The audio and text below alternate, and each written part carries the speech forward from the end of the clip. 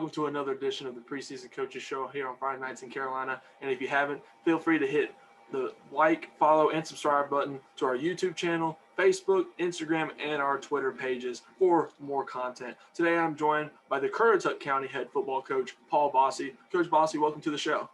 Thank you, Brendan. I appreciate you having me. We appreciate you coming in and joining, sir. So for the audience members that don't know much about Currituck County, tell us a little bit about yourself, Coach, and your high school football program. Okay. Well, we're up in the northeast corner of North Carolina, far away from everybody. A lot of people don't know we exist. We border Virginia. We're right there, right below Chesapeake, Virginia, and the Outer Banks. So we're kind of nestled in we are the furthest northeast team that there is in the state. So yeah, we are all the way up there. I took over the program 3 years ago. Actually, this is my third season taking over. I've been with the school since 2003-04, and I've been under 3 different administrations of coaching.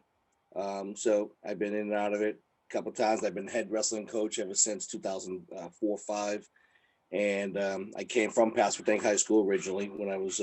When I came over to Currituck, I was at Pasquotank before that as the head coach. But anyhow, Currituck, we're on the beginning stages, with my group of guys, my coaching staff and all, and we started off really well. We had back-to-back winning seasons the last 2 years. Coach Wheeler had left us a good group of kids that when he had left and went on to college level. He had left us a good group of kids to work with, so it was nice to be able to walk into something that we could work with. Our biggest thing is we're really promoting the weight room with the kids and just working on skill development year round with the kids and trying to keep all the good things that will go, and we're trying to continue them going. And the young kids are really buying into the program, so we're looking for great things to happen. Last year we had a huge senior group of kids, 24 seniors that had graduated. So unfortunately this year we got 1 returner.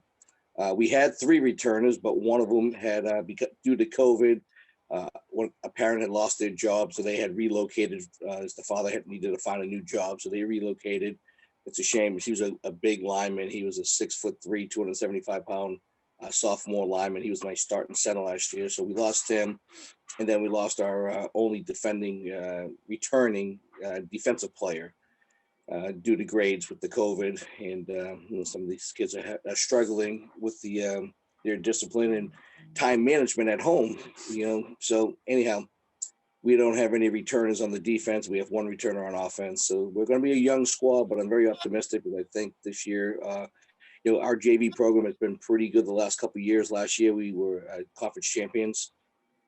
And this year we got a lot of young guys playing. We're gonna have a lot of juniors and sophomores starting.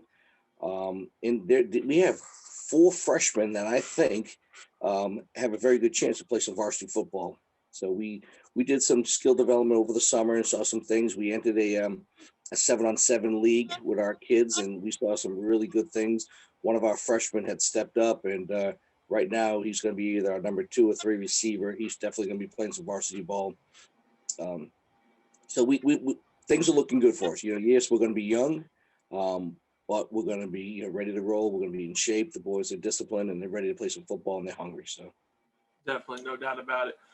Coach, let's jump into the 2021 season. Taking a look at your schedule and some of the athletes that you're going to be dressing out this spring season. Tell me some of the games you're looking forward to playing, as well as some of your student athletes you're looking forward to seeing, or for us to watch in that nature.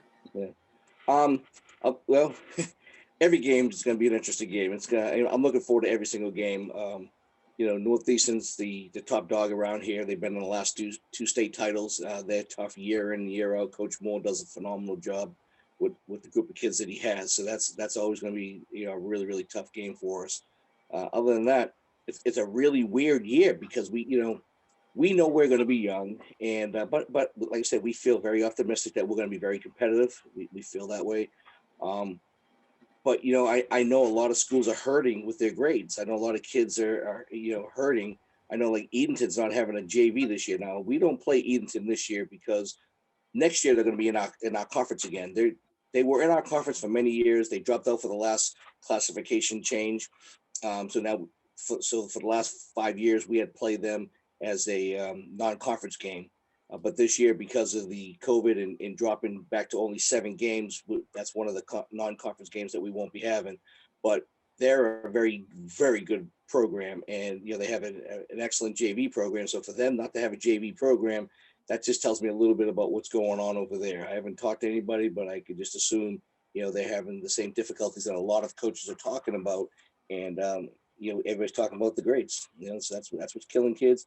It's unfortunate, but these kids got to learn, and we got to hold them to those higher standards.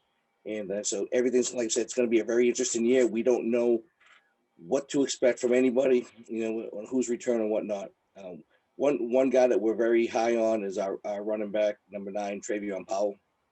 He's been 1,000+ yard rusher the last 2 seasons. He's our ace in the hole. He just got back from Florida. He played in the Tiki Bowl down in Florida, and he's an excellent ball player. He's getting some Division I looks. A few schools had come in last year. Nobody's come in this year because of the COVID. We hadn't been around, but last year we had a lot of attention from some of the Division I schools in the area. So we're looking forward to getting on the field with him. He's playing basketball right now, which is another monkey wrench into everything, because our first football game, our basketball team this year is pretty good, and they may go 3 rounds, 4 rounds in the playoffs, and their season ends on the week right before our first game. So their first playoff game will be Tuesday. They make it to the second round. Their next playoff game is going to be Friday, which is our first football game. So that really makes things really tough. So here we are, and obviously, we're a small school. When it comes to even though we're moving up to 3A, we don't have those numbers that a normal 3A school would have when it comes to athletics. Normal 3A schools may have 100 kids come up for a team. We're not like that. We're kind of like a 1A, 2A school when it comes to athletics. And when we were in 2A, we were very competitive. But the issue we have is we share a lot of athletes. So all of our skill players play basketball. So it's going to be tough and difficult at the beginning when our quarterback, our running backs, all of our wide receivers, defensive backs, they're all playing basketball. So that's going to be very difficult with us at the beginning of the season. But we have to find a way to make it work, and get those practices in, to get those reps in, to work on our timing and whatnot. Definitely, no doubt about it. And Coach, you mentioned bits and pieces about realignment with one of your opponents in the non-conference going into your conference, and of course you mentioned you're going to 3A. As you've mentioned and know, the North Carolina High School Athletic Association did release a second draft of that realignment for the 2021 through 2026 seasons. What are your thoughts and opinions on that going forward, more into that, as well as for Currituck's future? I'm excited about the new conference. It's nice to see Manio and Camden in there. Camden, that's our rival game. We play the Bird Bowl against them every year, and they haven't been in our conference. Gosh, well, all the years I've been at Currituck, they've never been in the conference. That's been 17, 18 years that I've been here that they haven't been in the conference. From what I understand, they were in the same conference back in the early 90s, late 80s, early 90s, but they haven't been since. So it's nice to finally get a rival that's in the conference. Manio was in the conference when I first got here. And when they did when First Flight was built, Manio dropped down to 1A. So they've been a non-conference game ever since. So it's nice to get some close local games. Also, it's nice to have 8 teams in a conference. The last couple of years, we've only been having 6, 7 teams, in the conference. I think it was 7 this past. Well, we've been having 5, 6, 7 teams in the conference. So it's nice to be able to build the conference up and get a few more games in there. Edenton's a quality opponent. They're very, very tough. So to bring a team like them back into the conference. So now we have Hertford County, Northeastern, and Edenton. Those are 3 powerhouses right there, year in and year out. There's never a down year with those schools. So that gives us some really good pushing right there. And it also makes it easier for the athletic director when he's making the schedule, because he doesn't have to worry about getting all these non-conference games. We'll have our 7, 8 conference games, and we'll go on from there. But we're not happy about going 3A. Obviously, it's it kind of, when it comes time for playoffs, we're going to be traveling really far, if we're not hosting. But it is what it is. We're going to play ball and do what we do, and have fun doing it, and the boys are going to enjoy it, and we'll take it as it comes. And one football game, play one game to the next game. We'll prepare for each game the same way we would always do it, and see what happens. Yes, sir, definitely. Guys, this was Paul Bossi from the Currituck County High School football team in the beautiful eastern coast city of Barco, North Carolina. Coach, thank you so much, and we're looking forward to seeing y'all on the spring season. All right, Brendan, thank you for your time. I appreciate the opportunity to be here with you. Thank you. Thanks.